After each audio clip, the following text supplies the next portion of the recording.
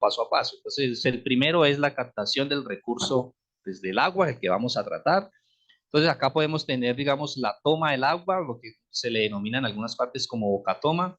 Entonces, acá tenemos el río, por acá tendríamos una bomba que es la que va a succionar o nos va a ayudar pues a impulsar el agua hacia adentro o hacia los canales para que llegue finalmente a la planta. Y acá se tiene una rejilla. Esta rejilla, pues la función que cumple es impedir que entre material sólido de gran tamaño, o sea, que entren ramas, troncos, a veces peces, ¿no? Y a título personal he tenido la experiencia de encontrar en algunos desarenadores pececitos pequeños, pero se encuentran ahí. Y eso es evidencia de que obviamente pues la rejilla que está ahí pues se ha deteriorado al punto de que ya no está cumpliendo su función y a lo mejor pues tiene un hueco lo suficientemente grande que ya está dejando entrar elementos de tamaño considerable. Luego vienen los procesos de desarenación o el desarenador. Aquí lo que buscamos es evitar que pues más adelante se tienen unas bombas que van a enviar a gran presión el agua a los diferentes procesos que necesitamos. Entonces lo que se busca es que esas bombas no sufran algún tipo de daño al enviarle un agua que tiene una cantidad alta de sólidos suspendidos y principalmente arena.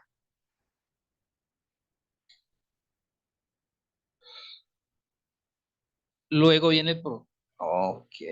Luego vienen ahora sí ya los procesos físico-químicos.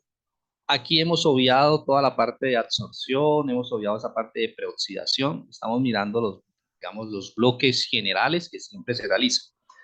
Entonces, después de ese proceso de desarenado, pues viene un proceso de coagulación. Ya hablamos del proceso de coagulación, que es sencillamente tratar de neutralizar, digo sencillamente, pues hablando del proceso general, ¿no? Y es neutralizar las cargas de esos elementos o de esas partículas que vienen en suspensión, principalmente con cargas negativas.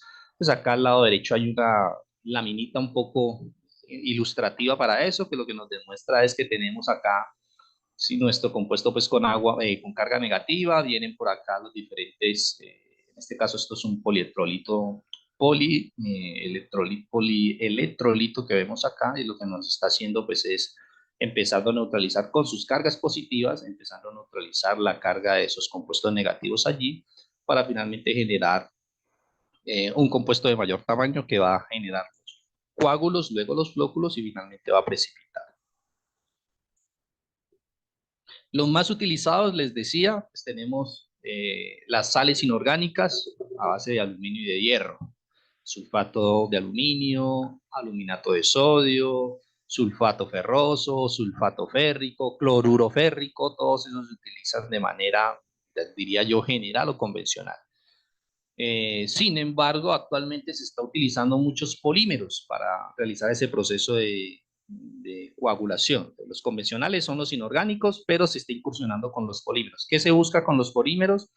Lo primero que hay que entender es que son mucho más costosos que las sales inorgánicas, pero son también mucho más efectivos y mucho más rápidos. Entonces, si yo tengo una demanda de agua en una ciudad grande o pequeña, pues quizás deba analizar la parte de costo-beneficio o por lo menos la parte de costo-rapidez en la entrega del suministro que se necesita y valga la pena introducir dentro de mis coagulantes pues un polímero para que haga esa función.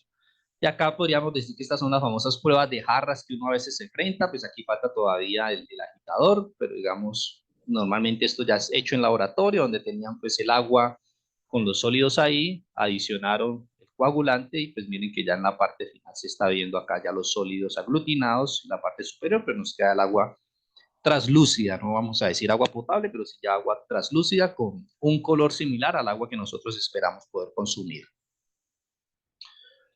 En la floculación, este ya es un proceso físico, recuerden, estábamos hablando, lo que se busca es que por medio de agitadores de paletas o agitación hidráulica, mucho más lenta, obviamente, se le permita o se le genere las condiciones necesarias para que esos coágulos se encuentren, generen esas partículas mucho más grandes y por tamaño, peso y cuestiones de gravedad comiencen a precipitar.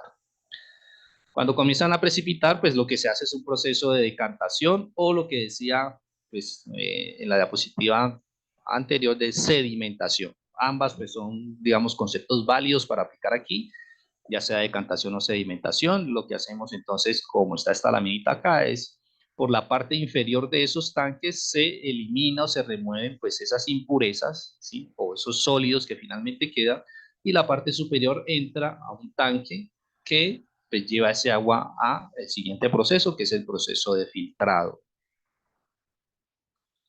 En el proceso de filtrado, pues como su nombre lo dice, para poderlo hacer, pues necesitamos de unos filtros. Esos filtros, y aquí regreso y me disculpan pues que insista tanto en esto, los filtros van a depender obviamente de las necesidades de mi planta. No les puedo decir siempre el filtro tiene que ser de este material, o tiene que ser una membrana, o tiene que ser una resina, o debe tener, porque hay filtros que a veces en su interior tienen arena, o debe tener este tipo de material, o debe ser de este tamaño de poro. Es imposible clasificarlo de manera generalizada.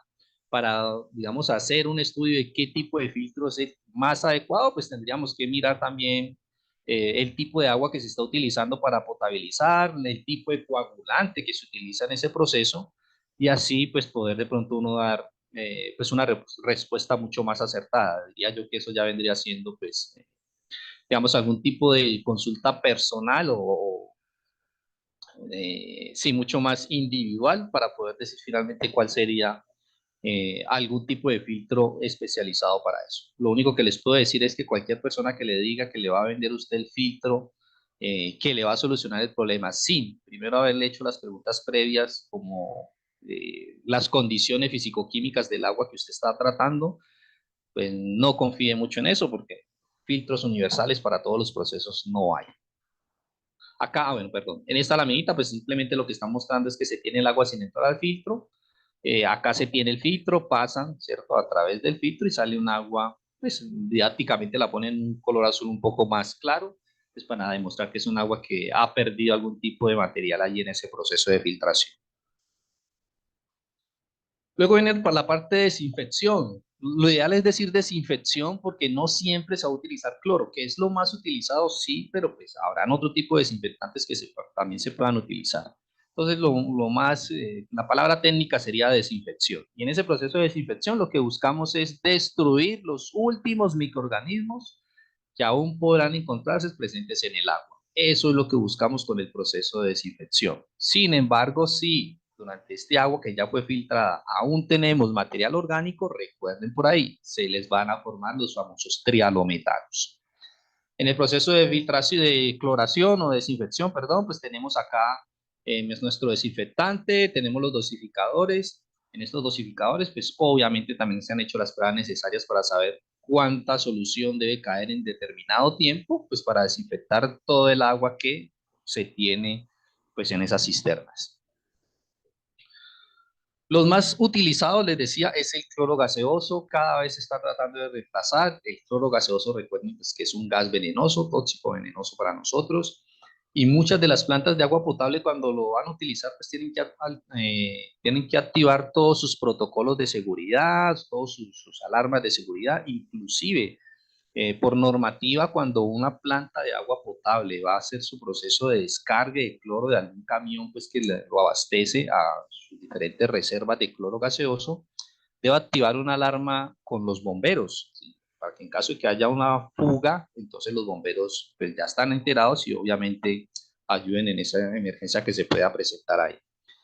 Entonces, cada vez se trata de migrar a otro tipo de desinfectantes pues, que genere menos riesgos para las personas y entonces a veces se utiliza hipoclorito de sodio.